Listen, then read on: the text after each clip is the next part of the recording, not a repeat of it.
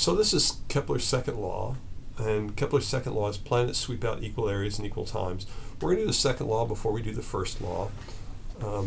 And so here's the classic presentation of Kepler's law, second law.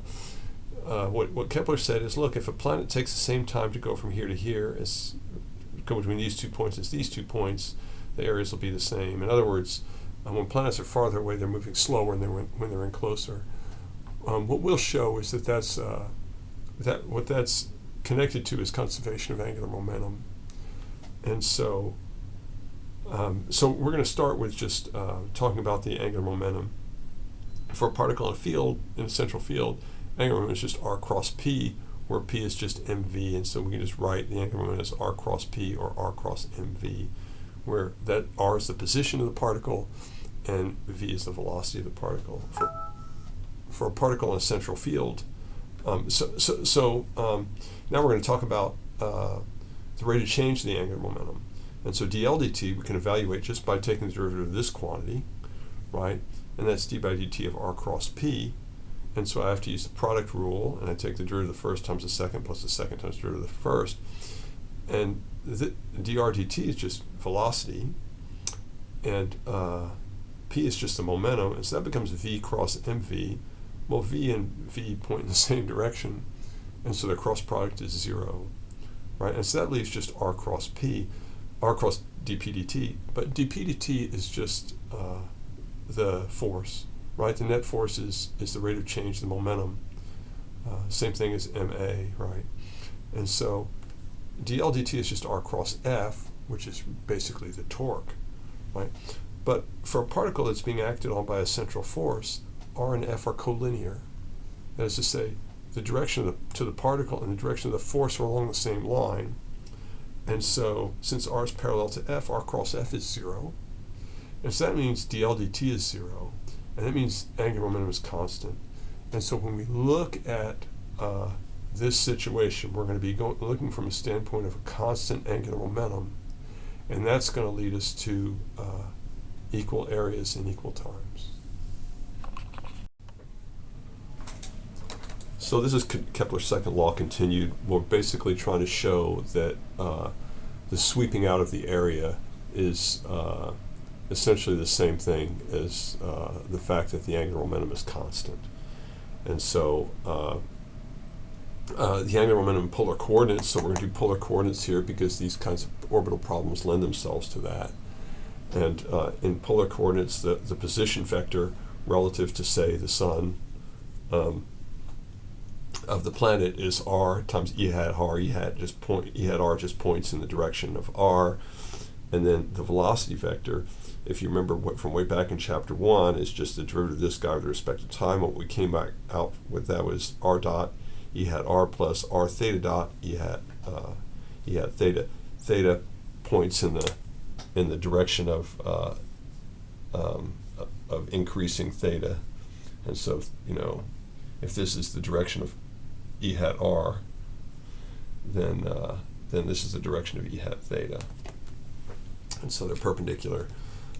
The angular momentum is just r cross mv. We talked about that, and so that's r cross m times dr dt. And so the vector business in this is r cross dr. And dr is going to be perpendicular, essentially not perpendicular, but a change in direction from r for an object that's orbiting. It would be perpendicular if it was a circle, but it's not necessarily perpendicular. And so we can write the magnitude of the angular momentum this way. Instead of r cross mv, we just write the terms out in polar coordinates. And r is r e hat r, and then the momentum is m times r dot e hat r from here, and so on for e hat theta. And so if we distribute, this becomes the cross product of these two and the cross product of these two. E hat r cross e hat r is 0, so that one just goes away. And this is just the k hat vector in polar coordinates. It's the vector out of the plane, but we're just doing the magnitude. So the magnitude of that is 1. And so the magnitude of the angular momentum is mr squared theta dot, and we're going to show that that's essentially proportional to the rate of change of the area on the next sheet. Okay, the last step in Kepler's second law is just to apply, we just calculated the angular momentum, and so, and showed that it was constant, and so now I'm just going to apply that to the motion of a satellite in orbit. And first I'm going to remind you that the cross product of any two vectors A and B, the magnitude of the cross product is just the area of the parallelogram. You should be able to prove that to yourself. If you remember, the magnitude of A cross B is the magnitude of A times the magnitude of B times the sine of the angle between them. And so you should be able to convince yourself of that's the area of the parallelogram. And so half that is the area of the triangle. So if I take half the cross product of two vectors, I get the area of the triangle between them. And that's relevant in this case because here's our satellite orbiting the sun, say something like this. Here it is at one time, and here it is at a later time. And so this distance here is dr. That's the dr dt is the velocity. Its velocity is tangent to the direction to the orbit, and so dr is just the vector difference between the 2 points.